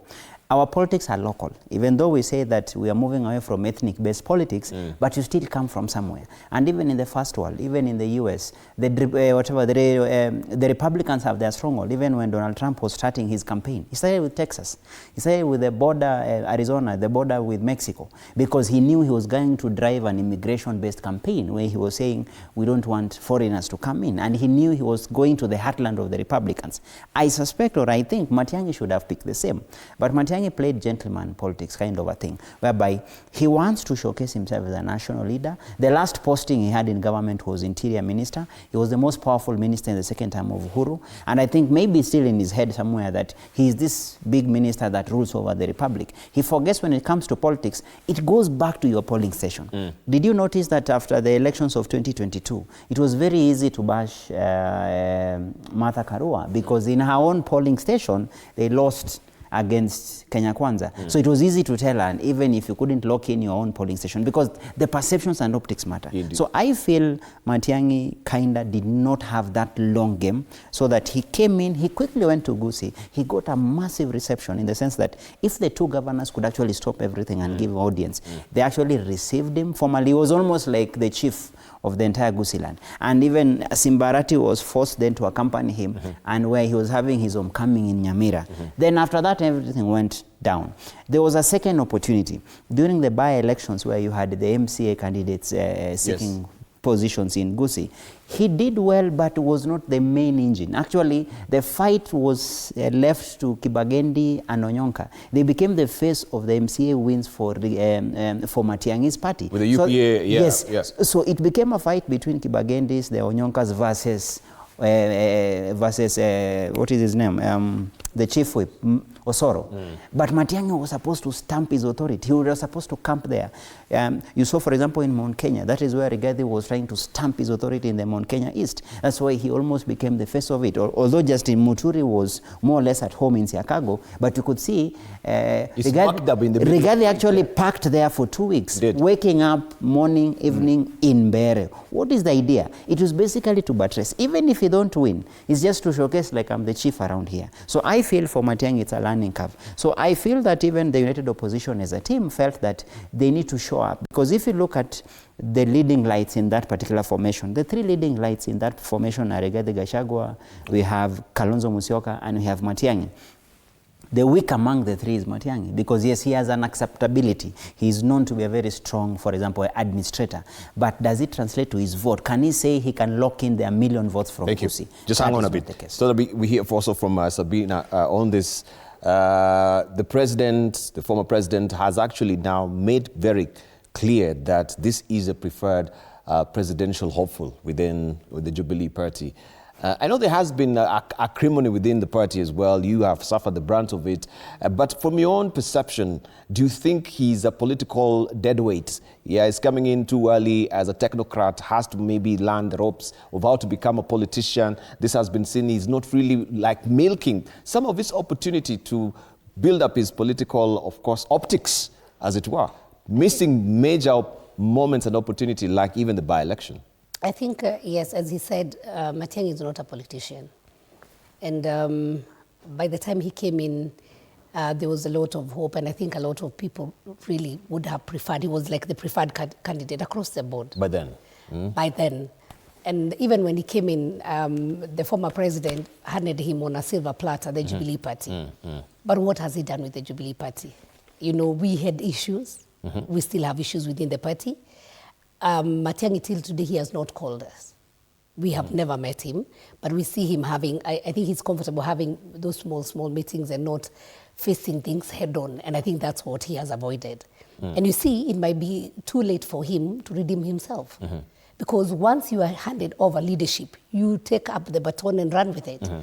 And he would have taken in the position of the former, president, and try to put everybody, call everybody on board, resolve the issues that were within the Jubilee Party. But he has not done it so far. We have seen even now when they came into with the PNU, we just saw it also on TV. We are totally not involved. And I think he should have even reached out. All right, so this to is all the collective. factions within Okay. within the. So we have not felt his leadership. And for lack of another might be word, I would say he has come out as a lazy person who is not willing to really He wants to be propped up, Yeah, he don't want to take a risk. And Okay. I think he's a good man. And I think he was a good performer. But at the end of the day, we have not seen him coming out as a leader. And in politics, you must come out and fight. So that's when you're seeing Gachagua, when he goes to now his region, he's trying even to tell those young people, this is the king. You can't tell people this is the king because he had an opportunity. He should speak for himself. And you see, I also don't like that approach of being very combative. It's like you're going to force people, this is your person. Everybody else is not here. I think the approach that we are seeing with the former deputy president, and maybe comparing it with the current president when he was a deputy president, we could see him going for meetings and even saying, I've been sent by the president. We knew then maybe he was not even sent by the president. But he came in to woo people. Come talk to the people, woo them, talk to them nicely. Don't come and force them and try to demonize. Because within all that, within the meeting, even for the people who are there, there must be a supporter. If I go to Gakuya's place and I decide to fight him, there must be 4 or 5 people who have voted for me and who love him. So don't come and tell us, mende mwambie huyo Gakuya, kama hatafanya hivi. Why do you want to come and give people ultimatum? So I think for Matiang'i, he might need to wake up. He might need to call his house into order and start being seen out there. Tunasema ni kujituma, aanze kujituma. And we start seeing him as an independent man who is going out and talking to the people. And he had an opportunity. Yeah, he should be a man's man. Politics is all about combativeness. And you see what would happen? Yes. As now things heat up, people will get tired of carrying each other. Yeah. Kila mtu ataanza kujishughulikia. So it's a high time that exactly. Yes, and sailing as it were. So it should not be also a political deadweight that is being held around the necks of other people, as it were. So let's just hear from Gakuya, because this particular pact, and maybe you can even shed light on us, they're saying that Munya is rejecting this particular posturing. Even the deputy president has been fronting himself like, if anyone wants to come and negotiate with Mount Kenya, he has to come through me. He's the one who's talking about the brokering of the former, Right Honorable Raila Odinga. So, what do we say about this particular? Let me say, many things has been spoken, but the correct position is that Gachagua has not dictated to be the sole spokesman of Murima. No, he's been on record saying. Let us agree. We can contest that. Let us agree that because it's on in his record. camp, he was able to go and source Mother Karwa, and he brought her on board. He was even able to go and source Justin Mutuli and brought him in his board. If Gachagua was that selfish, he could not have accommodated this team. That tells you that actually, in Bele, we have seen Gachagua sitting from presenting a candidate and allowing the former minister, Justin Mutuli, to have a Democratic Party candidate. What else do you expect from Gachagua? This is a person that actually you try to demonize, but in fact, in the real fact, Gachagua is not of that character that people want to paint him. He's a different man. Well, they might have issues with that PNU leader. One is PNU is a political party that want to governize the whole of Eastern region and especially Meru region. Gachagua want also to serve the party in Meru. And it is free for all, because we are in what we call healthy competition. We can't say that you are rocking this particular region because of your own. The party has to look for its own strength. And let me tell you. Yes. Today, Gachagua has not denied anybody to go around Mount Kenya. No, but he has not denied anybody to go around Mount Kenya. But what he's saying, the whole team, which is a fraternity of united opposition, and the terrorist, they should muscle to solidify their ground. And what he's saying that I'm solidify Mount Kenya, may Karoso solidify Eastern Kamba, may Matiang'i solidify Gusii and Nyanza, and let also Western allow the leadership of Western to solidify. And together at the tail end, we come together.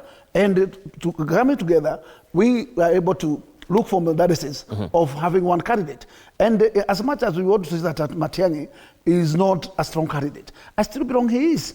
And as much as Matiang'i is an administrator, he's playing well. And in terms of Gusii region, we have seen him scoping those in the last election, those civic seats. And it tells you, whether we would like to say that it's Kipagendi or anybody else who was front, we saw Matiang'i fronting that. And I don't think that, in fact, if Matiang'i can score to bring the whole basket of Gusii land and also enter to Ruo Nyanza, I think we are good to go. Because the rest of the areas has other teams to play. And at the tail end, it is not a competition between Matiang'i, Karoso, Natembea, and everybody. At the tail end, you bring what you can gather from your side. All right, hang on. And I bring... Allow me to just to butt in before we take some reactions from the social media. You and Sabina, you on record really complaining during the previous regime of how the president, the former president, was derating you during your parliamentary group meetings, right? Talking to you condescendingly, reductively. I sit here and wonder, why then would you stomach, such expletives coming from also the former deputy president? You've been called fools, isn't it? You've been called fools by him.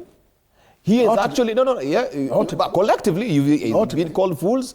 And then just the other day, you're saying also in comparison with the caliber of the legislators that we have in Mount Kenya and who are in ODM, there is a wider difference. Oh, these are people with intellectual provenance that even the legislators in Mount Kenya don't have. Oh, how high shudder. I mean, isn't that the leader that you're talking about? But let's also agree on one thing. And this is how the truth is. Every single politician has his own weaknesses and his strength. Gachagua might have weaknesses in his statements, but that does not mean that is the Gachagua that, because I am in this particular man for long, and I understand him very well.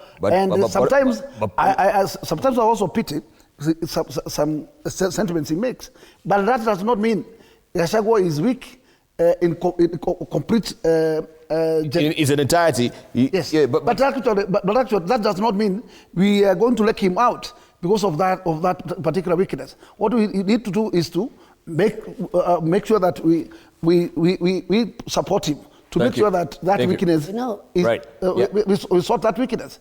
Because for sure, as of now, we don't have a substitute. And I can tell you, nobody can have that might. I am telling you for now. Okay. For now. And that is true. Okay. Let us call a spade a spade. That even Sabina today, heading to an election, we are saying that actually William Ruto can comfortably get that 60%. The answer is big no. And I'm telling you, the only bull that can send him out of Mount Kenya is none other but Gachagua. And I can tell you for sure, whether things will go either way, whether they will come with the baggies and baggies, at the tail end, we are here, and we'll come back here. We'll do an analysis. Yes. Okay. Let's cross over to Anne Odida, who has some reactions on social media, and then we'll bring this also conversation to a close on the other side. All right, Dibal, conversations around the opposition politics. Peter Hamusali Ngosi is asking, Namaraga ni nani in that hierarchy? Hii dunia kweli. Just because akona Ruto or Jubilee, if there was anyone to be president from this region, would be Nyachai. May his soul rest in peace. Matiang'i ni nani surely? Yes, he can get even 1 million votes, assuming all the Gusii's vote and gets some other from other sympathizers. Will that make him president of Kenya? Peter Hamuseli in Gusii. Alfric Moreka says that man cannot even beat Arati in a gubernatorial race. Waste of time. I'm voting for Osoro and Ruto. All right. What do you think about that, Gakuya? My take is that the measuring gauge on who is one, in terms of the strength in Gusii, they are asking who is the former Chief Justice, and they are also asking who is Matiang'i, and also there is an element of Osoro. But what I can tell you at the tail end is that actually the people has their own room to make up their mind and cast their votes to a direction that they will feel that they will be comfortable. I would say whether there are 3 bulls in Gusii land, at the tail end there is the bull who there is the horse which will be the leading horse, and as things start today, I am sure Matiang'i is the front runner. And I will tell you, that does not say that I demean the presence of former Chief Justice or the presence of Osoro and like. But the whole mass in that particular region has shown an indicator where they are heading to. And I will tell you loudly that it's a battlefield, but whoever will take the biggest take on that, I will tell you that Matiang'i is not a pushover. Sabina, you think what Munya is raising, I think Gakuya didn't answer it, maybe it just got lost in the shuffle, that the former deputy president is not the formidable politician in Mount Kenya as it is right now. I'm sad if that is what we have as best as Mount Kenya. You see, that's the reality on the ground. I'm very sad because you see, it depends. So if you are good in inciting, a not faction, then that makes you the best.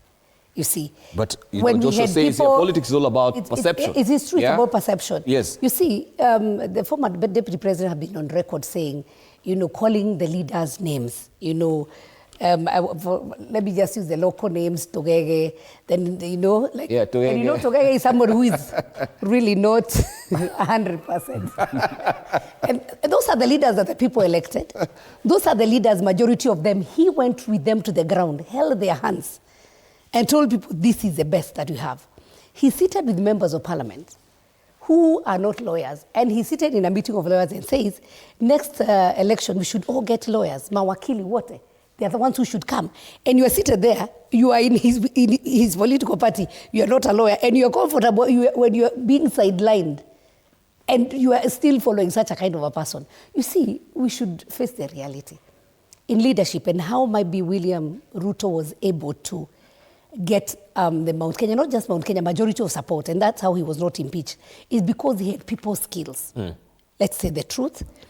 Gachagua has made himself, Jesus of Mount Kenya. Before you come to the Lord, you must pass through me, Like before, if you are to be elected, you must come through me. But that's not how to win people's hearts. He might incite the public, yes, against the leaders. But as a leader, you must learn humility. Okay. You must learn to be able to accommodate each other. As Gakuya said, nobody is 100%. He did. So even him, he's not 100%. So don't come in and demonize everybody because they are not following you. And I think that has been the biggest maybe undoing from their side. Thank you. Because instead of trying to gather, trying to woo people to come in, I went to a funeral service. His own people, we seated with Gakuya, we have gone to mourn. I have gone for a funeral. They decided it's about me. Even one of my colleagues started to say, you should not vote for Sabina, you should vote for who? If you are with Ruto, you are a killer. I don't know what. And so anybody who is following Ruto, why would you come and attack your own colleague? And this is a funeral service. If we wanted a political showdown, we should have gone to a political arena and taken a mic. Okay. So then I said, show me your friends and I'll tell you your character. Indeed. Look at everybody who is following the former deputy president. They all look like they have gone mad. So surely, we must ask ourselves. It's a collection of tugeges, as you say. That was not Gachagua. That was Gachagua's lieutenant. Let me tell you. Can I tell you something? Because you are with him. So then you ask us, is this the Kenya we want? Himself, because I left, I had a program and I was doing, he was sitting there. When he stood, he said, even Sabina has run away. I had not run away. I even went and told the host my time because we had said there, I had a program, I was going to do with the electricity. He went ahead, even Sabina with a mic has run away. This people, surely. You set the tone. Yeah. Surely. He said the story, the tone, you are clapping for your own people. This to a close. Let me just... Let us style up and accommodate each other. Try to bring people together. If you are saying you want to be the kingpin of Mount Kenya, don't fight anyone.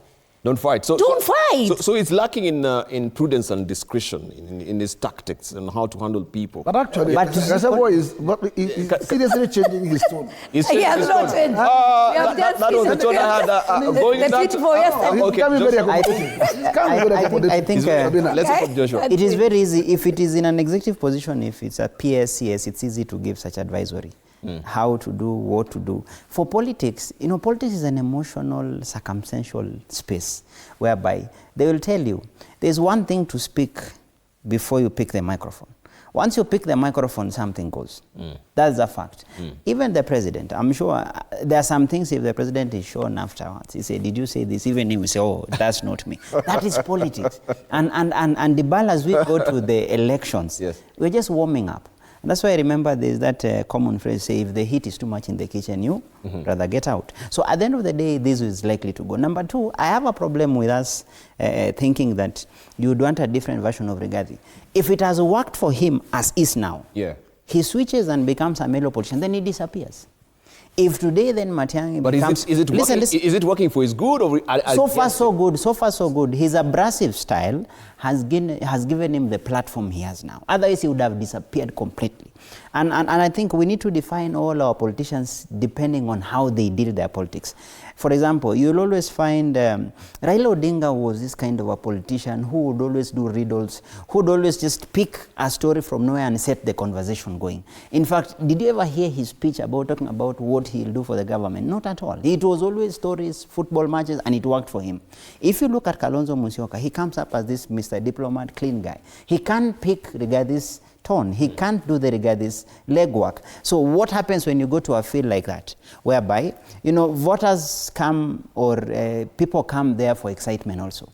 So you will need one rabble-rouser, you will need a diplomatic kind of a person, and that's why even for the president, you find within the president's team, the straight shooters are Sudis. So Oscar Sudi can always match up. You will see what Sudi says versus Rigathi, they match. And that's why you remember, I don't know if you remember in 2017, when this hate speech bill came, you remember who were arrested and taken to Pangani?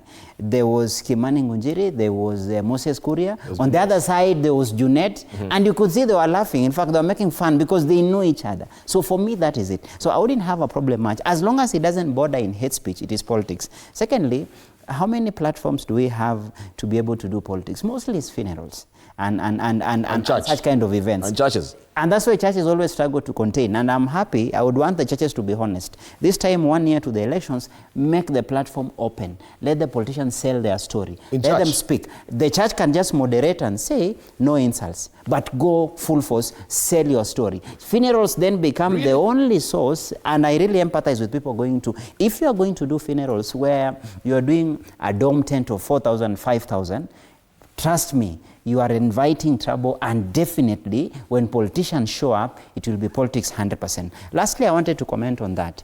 I think it is easy to completely write off, and this is posturing. There's no way you can say today that in Gusii, Matiang'i means nothing. No.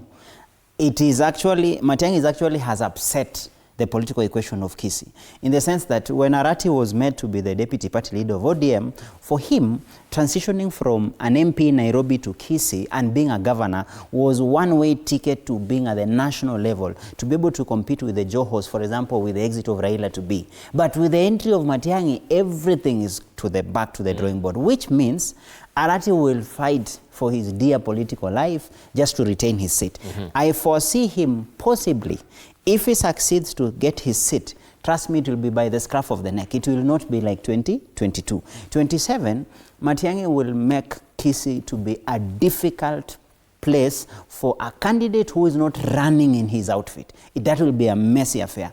The only saving grace would be you find former political enemies on the same side. You find now Osoro being on the same side with Simbarati. The problem then comes to Nyamira, because Nyamira you have both Maraga and Matiang'i coming in. So that's possibly a lockdown, completely locked out. And Nyamira played a critical role in getting the president to get the 200,000 plus vote. There were two constituencies that made a difference.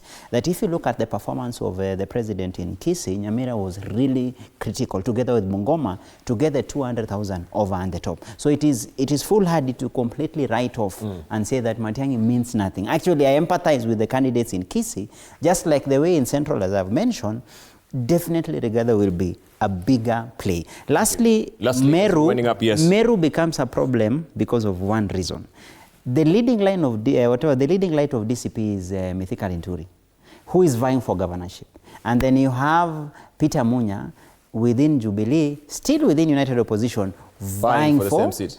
So in that case, and then Meru has opened up. Since the removal of Kawira Mwangwaza, there's no solid. Even the current governor, I think, will possibly even be number 3. The fight is between these two. You have Mithika Linturi and you have Peter Munya. That then invites the friendly fire you see now, which then would make again Meru a battleground, both within opposition and outside when you bring it within the national scale. Thank you. Right. It's really getting sweeter, but time is really on not on our side, running low. I will want just to give each of you maybe 30 seconds to give us your closing remarks moving forward. What is your own projection? Still camping in Gusii. Let's begin with you, Gakuya. In fact, my final take on the whole discussion today is that it's a game to watch. But as much as the direction of the head of state is concerned, I think his scores, and especially to the dependence of Mount Kenya and the Nyasa, he has to go back to doing good.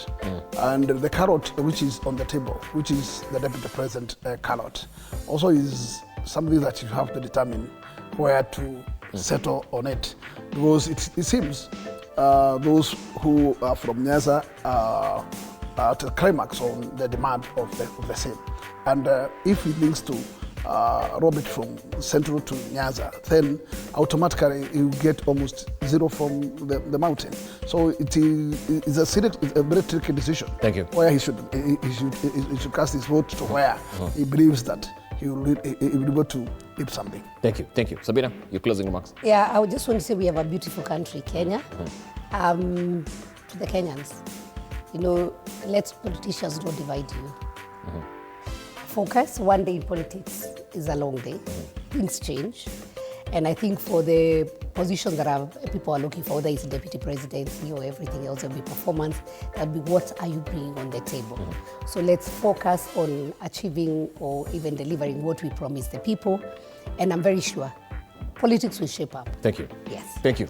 So my parting shot is basically that as we get into the final lap or getting into the real political season, it's a question of maintaining decorum. But as facts stands, I think the president is a formidable politician. I find him to be an efficient tactician, and he'll be the man to beat. However, you also have him going against a groundswell of more or less disaffection. If you look at the newspaper today, the biggest challenge for the president is not per se even the opposition per se. It is mostly if he can find a balance when it comes to ensuring that the economic gains of stabilization matches with people's feeling of money in the pocket that can make a difference. For the opposition, I think for them, the realization is now here. It's a question of galvanizing what they have. And for opposition, if you ask me, the best bet for them, if they can force a runoff, because if you look at the previous elections, we are closer there. Every year, since 2007, 2013, 2017, 2022, the gap has been narrowing. Yes. The best bet for the opposition when you're facing a formidable politician in the name of the president would be basically to go for runoff. Can they pull off that? It depends how they plan their cards. Thank you. Yeah, it's for another day.